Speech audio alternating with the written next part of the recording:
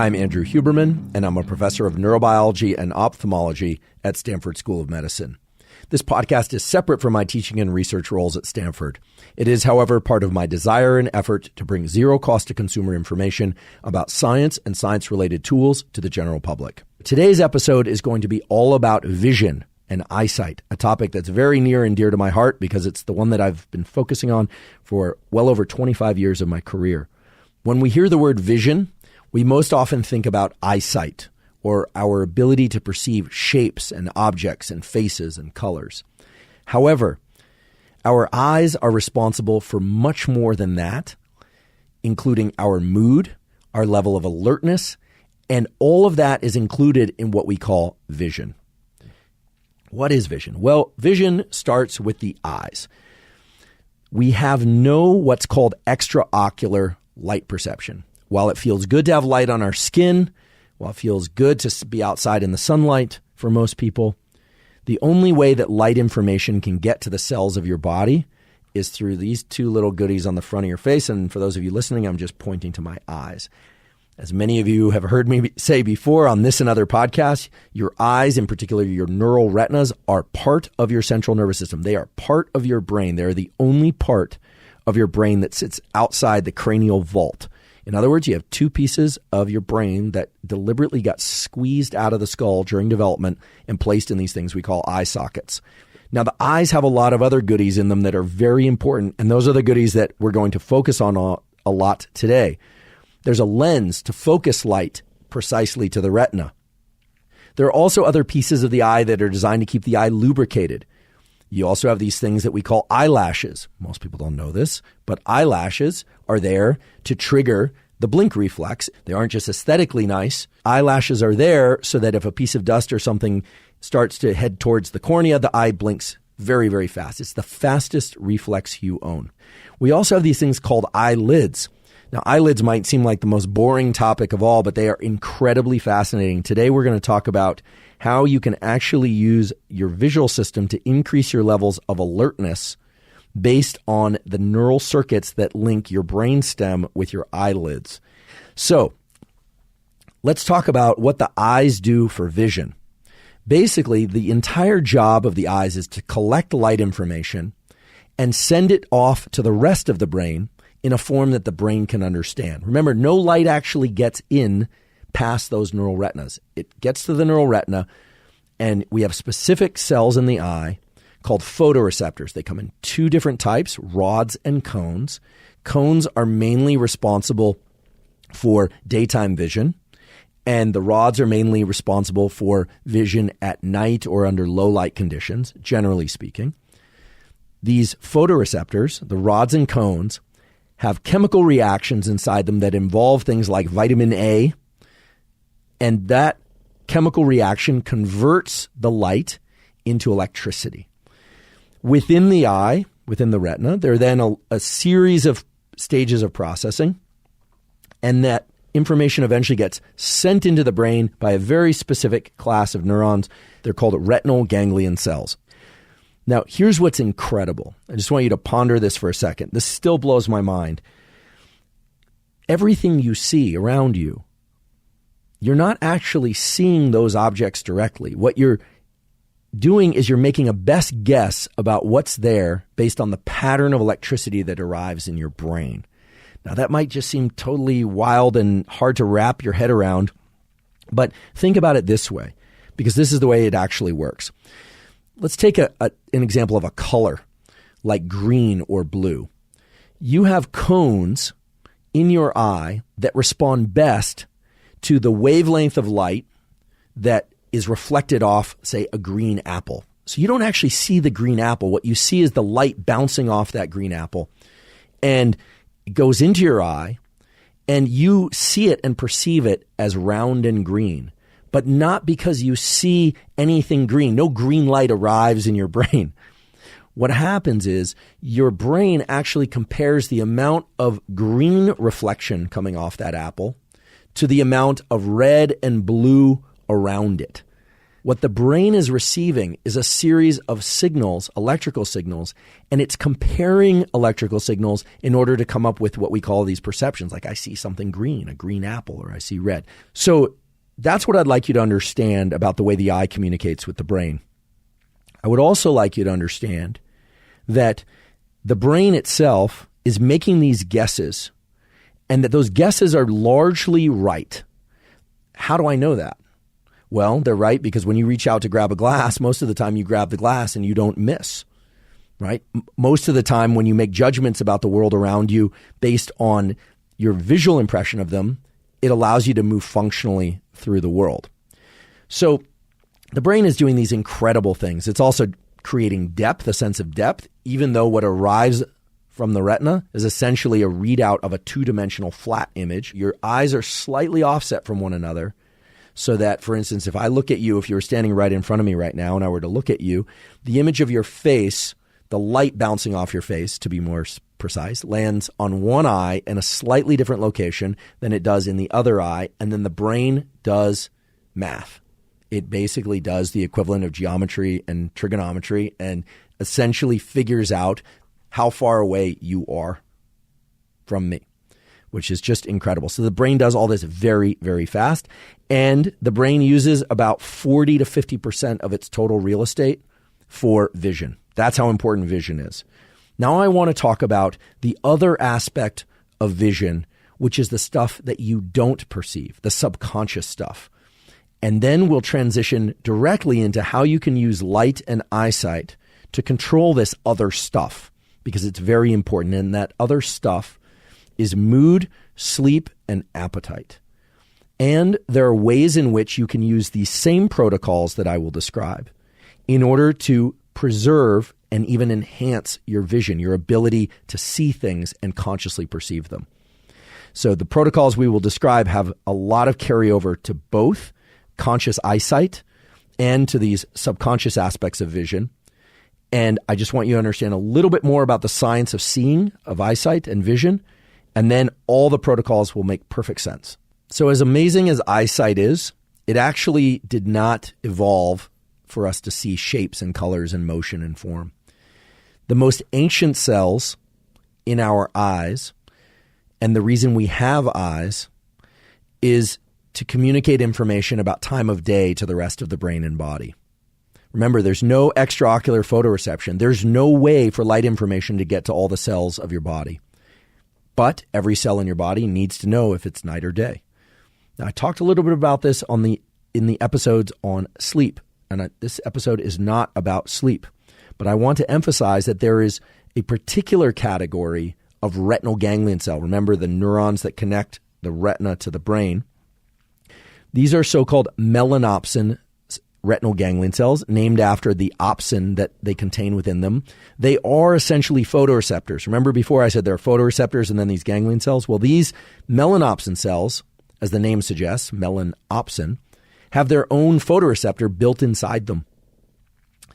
These cells, retinal ganglion cells, communicate to areas of the brain when particular qualities of light are present in your environment and signal to the brain, therefore, that it's early day or late in the day.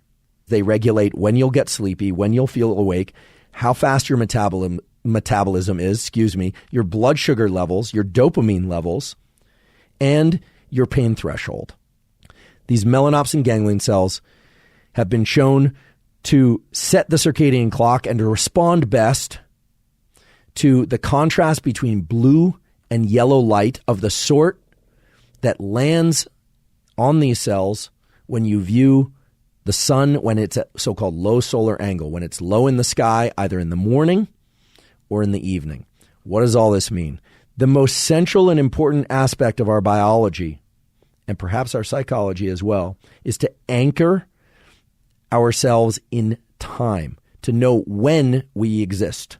We know time at a biological level based on where the sun is. What does this mean for a protocol? It means get that light in your eyes early in the day and anytime you want to be awake. So try and get as much sunlight in your eyes during the day as you safely can. You need a lot of this light in order to trigger these melanopsin cells, which will then trigger your circadian clock, which sits above the roof of your mouth, which will signal every cell in your body, including temperature rhythms, etc. So first things first, your visual system was not for seeing faces, motion, etc. The most ancient cells in your eye, which are there right now as we speak, are there to inform your body and brain about time of day. So you want to get that bright light early in the day. Absolutely essential, 2 to 10 minutes. Now, here's another reason to do this. Getting 2 hours a day of outdoor time without sunglasses has a significant effect on reducing the probability that you will get myopia. Now, myopia or nearsightedness has to do with the way that the lens focuses light onto the retina. So remember, your eye is an optical device. You have lenses in your eyes, and those lenses need to move. It's not a rigid lens like a glass lens. It's a dynamic lens. The eye can dynamically adjust where light lands by moving the lens and changing the shape of the lens in your eye through a process called accommodation. And if you understand this process of accommodation, you not only can enhance the health of your eyes in the immediate and long term, but you also can work better. You'll be able to focus better on physical and mental work. You will be able to concentrate for longer. So much of our mental focus, whether or not it's for cognitive endeavors or physical endeavors, is grounded in where we place our visual focus. Okay, what we look at and our ability to hold our concentration there is critically determining how we think. Now, accommodation is our ability to accommodate to things that are up close here or further away. And the way this works is that the iris and the musculature and a structure called the ciliary body move the lens. So when you look far away, okay, when you see things far away, your lens actually relaxes. It can flatten out. And you'll notice that it actually is relaxing to look at a horizon. Whereas if I look at something up close to me, like this pen or my phone or a computer screen or this microphone, it takes effort. You'll sense the effort. Now, some of that effort is actually eye movements because you have muscles that can move your eyes within their sockets. But a lot of the work, quote unquote, is neural work of the muscles having to move and contract such that the lens actually gets thicker in order to bring the light to the retina and not to a location in front of it or behind it, so-called accommodation.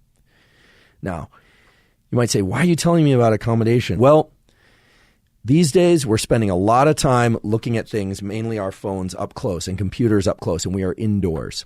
In other words, you are not giving your lens the opportunity to flatten out and for these muscles to relieve themselves of this work, but you are also training your eyes to be good at looking at things up close and not far away. And as a consequence, you are reshaping the neural circuitry in your brain, and it is not good. You want to get outside, not just to lighten the load on your mind or to think about other things, but to maintain the health of your visual system. In other words, you want to exercise these muscles, and that involves both the lens moving and getting kind of thicker and relaxing that lens. And the relaxation of the lens is actually one of the best things you can do for the musculature of the inner eye. So what's the protocol? You might be surprised, but for every 30 minutes of focused work, you probably want to look up every once in a while and just try and relax your face and eye muscles, including your jaw muscles, because all these things are closely linked in the brainstem, and allow your eyes to go into so-called panoramic vision, where you're just not really focusing on anything, and then refocus on your work. If you are feeling tired, it actually can be beneficial to the wakefulness systems of the brain, including the locus ceruleus and these areas that release norepinephrine, to actually look up toward the ceiling. You don't want your chin all the way back, but to look up and to raise your eyes toward the ceiling and to look up and try and hold that for 10 to 15 seconds. It actually triggers some of the areas of the brain that are involved in wakefulness. So if you're somebody who's falling asleep at your work, this can be very beneficial. When things are up, we tend to be alert. When everything's focused down, including our eyes, it tends to have a more suppressive or sedative type signaling to the deeper centers of the brain. How can you improve your vision? How can you get better at seeing things? Well, one way is to make sure that you spend at least 10 minutes a day total, at least, viewing things off in the distance. So that would be well over half a mile or more. Try and see a horizon. Try and get your vision out to a location that's beyond the four walls of your house or apartment, or the doors of your car and the windshield of your car. I know that can be hard to do, but it's very valuable. So try and see at a distance because it's good for your eyesight. It'll keep this lens nice and elastic and the muscles nice and strong that move the lens. And it has this relaxing component to it. Now, our visual system is exquisitely tuned to motion, not just our self-generated motion, but the motion of things around us. And one of the things that it does is something called smooth pursuit. Smooth pursuit is our ability to track individual objects moving, as the name suggests, smoothly through space in various trajectories. You can actually train or improve your vision by looking at smooth pursuit stimuli, and that sounds really boring. Remember, the brain follows the eye. It follows the movements of the eye. It has to deal with that, and the neural circuits within the brain have to cope with changes in smooth pursuit. So if you're doing a lot of reading up close, you're not viewing horizons, you're not getting a lot of smooth pursuit type stimulation from your life, or you're just getting it within the confines of a little box on your phone, your vision will get worse. The idea is that you want to use the visual system regularly for what it was designed for, and smooth pursuit is a great way to keep the visual and motion tracking systems of the brain and the eye and the extraocular muscles working in a really nice coordinate fashion. So what does this mean? The tool is spend 2 to 3 minutes doing smooth pursuit. There's some programs on YouTube. You can just look up smooth pursuit stimulus. Practice accommodation for a few minutes, maybe every other day. Just bringing something in close. You'll feel the strain of your eyes doing that. Move it out. You'll feel a relaxation point. Move it past that relaxation point where you will have to do what's called a virgin's eye movement to maintain focus on that location as it moves out. Bring it back in. Practice that. Practice accommodation, and then be sure to give your eyes some rest. Get outside, look at a horizon, or do nothing. Just kind of let your eyes go soft. I guess what the yogis would call soft gaze. Practice a little bit of smooth pursuit. You don't have to be neurotic about this, but if you do this often enough, meaning every other day, every third day or so, you can be the strange person on the plane or in the classroom doing this. You know, that people might chuckle or look at you funny or tease you, but that's okay because you'll be able to see when they are losing their vision. So you'll get the last laugh. Let's talk about binocular vision and lazy eye. The young brain up until about age 7, but maybe even extending out until about age 12, is extremely vulnerable to differences in ocular input between the two eyes. My scientific great-grandparents won the Nobel Prize for discovering so-called critical periods of time in which the brain is more plastic, more able to change. Those two guys, David Hubel and Torsten Wiesel, thank you, David and Torsten, forever changed the face of visual neuroscience and forever changed the way we think about treatment of the young brain. It used to be thought that you wouldn't want to do a surgery on a young kid because of risk of anesthesia in young individuals. But we now know that you need to repair these imbalances, that even a few hours of occluding one eye early in life can lead to permanent, unless something's done, permanent changes in the way that the brain perceives the outside world, such that when that eye is opened up again, the brain actually can't make sense of anything that's coming through it. It shuts down that visual pathway somehow. So what does this all mean in terms of protocols? If you're a young person, do your best to get really good binocular vision, not just at level of your phone or your tablet, but also at distance. You will build strong binocular visual machinery in the brain and at the level of the eyes and the eye musculature. Now, if you're somebody who did have an occlusion, what's needed is to cover up the other eye, to create an imbalance so that the weak eye, the so-called lazy eye, this is sometimes referred to as amblyopia, that eye has to work harder. Now, you might ask, what happens if you cover both eyes early in life? There are some like retreats and stuff where people go into caves with absolutely no vision. It creates hallucinations. We'll talk about why that is in just a moment. But Here's my suggestion. Try and get balanced visual input through the two eyes. Almost everybody has a dominant eye. It usually doesn't relate to your dominant hand, although it can. And so for me, if I cover up my right eye, I see much less well, much more poorly. It's a little bit fuzzy and I have to work harder in order to see the camera, for instance, than if I cover up my left eye. And if you do have strong imbalances between the two eyes, which can be caused by cataract and lens issues, can be caused by neuromuscular issues, et cetera, to try and get those dealt with as early as possible by contacting a really good ophthalmologist and ideally a neuro-ophthalmologist. It's very common for young children, babies, to have an eye that with strabismus that either deviates out or that deviates in. It is important to correct that if you would like to have balanced vision between the two eyes and for the brain to respond equally to the two eyes and to have, I would say, high fidelity quality vision. Hallucinations are a property of the visual system, and it was always thought that hallucinations arise because of overactivation or activation of certain aspects of the visual system. I just briefly want to mention a paper that was published by my good friend and phenomenal scientist and physicist, for that matter, Chris Neal, who's up at the University of Oregon in Eugene. They studied LSD-like compounds and discovered that hallucinations actually occur because portions of your brain become underactive. The visual portions of your brain are understimulated. This is probably why when people go into these cave retreats, something I've never done, I don't think I ever will do, where it's completely black, pretty soon they start hallucinating. They start seeing things even though there's nothing there. The visual system is desperate to make guesses about what's out in the world. It's like the eager beaver of your brain. It's like, what's out there? What's out there? What's out there? So it turns out that hallucinations are an underactivation of the visual system and then a compensation by which the visual system creates activity and hallucinations. So if you're in the dark long enough, you start to hallucinate and see things. So that's a little note about hallucinations. One of the things that you can do to improve your vision, and it's also kind of fun, is to put a Snellen chart in your home. A Snellen chart is that list of letters, or if you go to the dreaded Department of Motor Vehicles, have you cover up an eye, read the letters on the chart. The letters, of course, get smaller and smaller. They're trying to figure out roughly what your vision is. Cover up the other eye. You'll do that.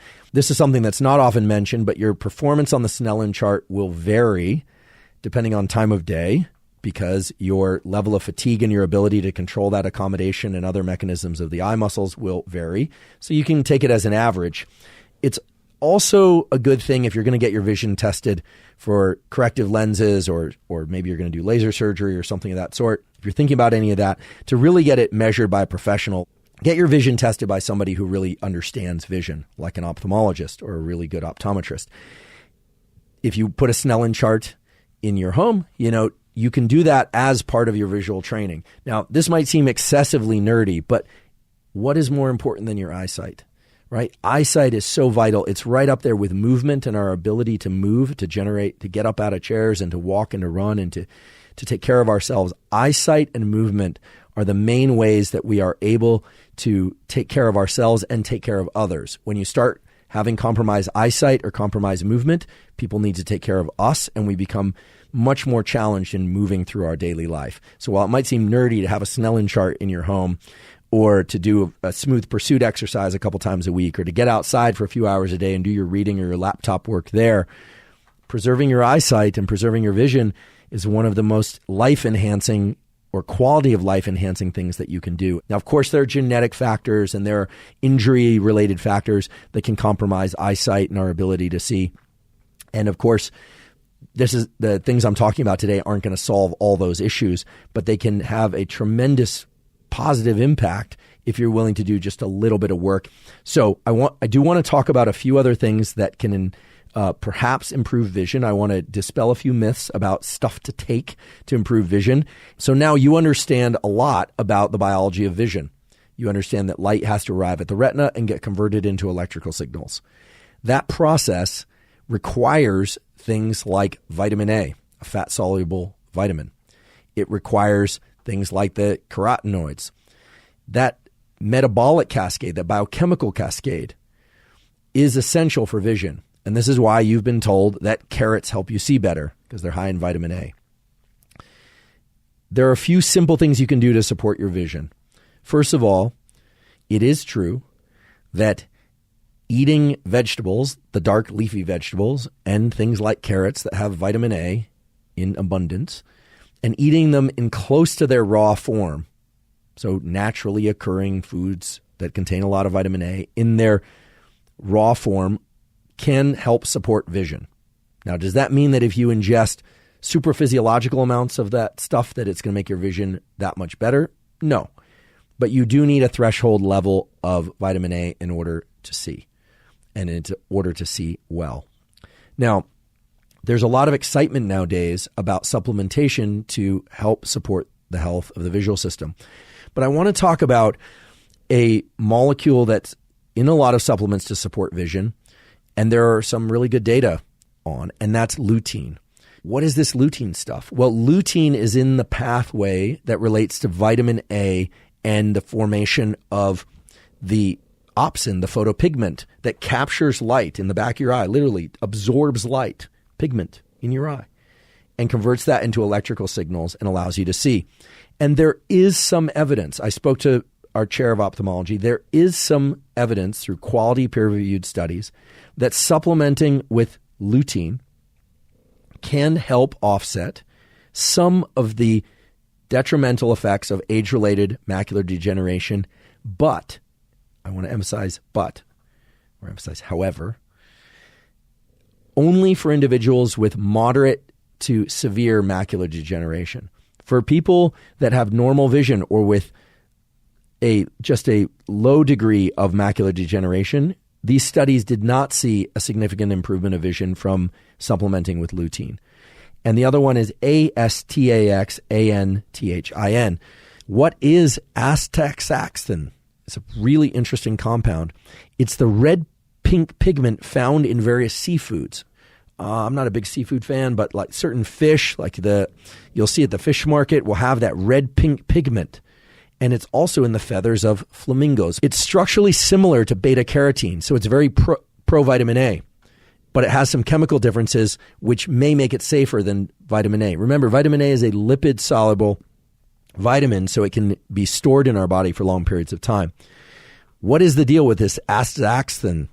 What are its drawbacks? Well, it has a number of different effects, but the most notable for sake of this episode is the one on ocular blood flow. It does seem to increase the amount of ocular blood flow, so the blood supply to the eyes. So that makes it an interesting compound. It's also been shown to have positive effects on things like skin elasticity, skin moisture, skin quality, etc., probably due to its effects on blood flow. So lutein, astaxanthin, astaxanthin. So everything I've talked about today relates to studies that were done and published in quality peer-reviewed journals. That doesn't necessarily mean you want to run out and start taking this stuff that I've described or even doing the protocols I've described. I've given you an array, a palette, a buffet, if you will, of things that you could do to try and enhance or support your vision, depending on how good your vision is, your family history of vision and vision loss, your occupational hazards. People that work with metal filings that are flying out of machines are going to have a higher degree of vision, risk to their visual system than will people who just do office work. Although if you're doing a lot of office work, chances are you're not getting a lot of long view vision. Your accommodation mechanisms are going to start to suffer over time. I think we can reliably predict that. So I've tried to give you an array of behavioral tools, and we did touch upon some supplementation tools. I'd be remiss if I didn't say that because blood flow is so critical for the neurons of the eye. Remember, these are the most metabolically active cells in your entire body, the cells within your retina.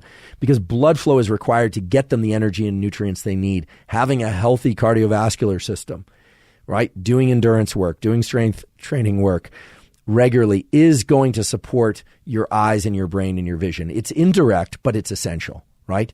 It's necessary, but it's not going to be sufficient. You're going to have to do other things to support your eyesight as well. But having a healthy cardiovascular system, because it's going to deliver blood and oxygen and nutrients to this incredible apparatus on the front of your face, these two pieces of brain, is going to support your overall brain health and vision over time. Last but not least, I want to thank you for your time and attention today, your willingness to learn about vision and the visual system and the various things that you can do to help support the health and functioning of your visual system.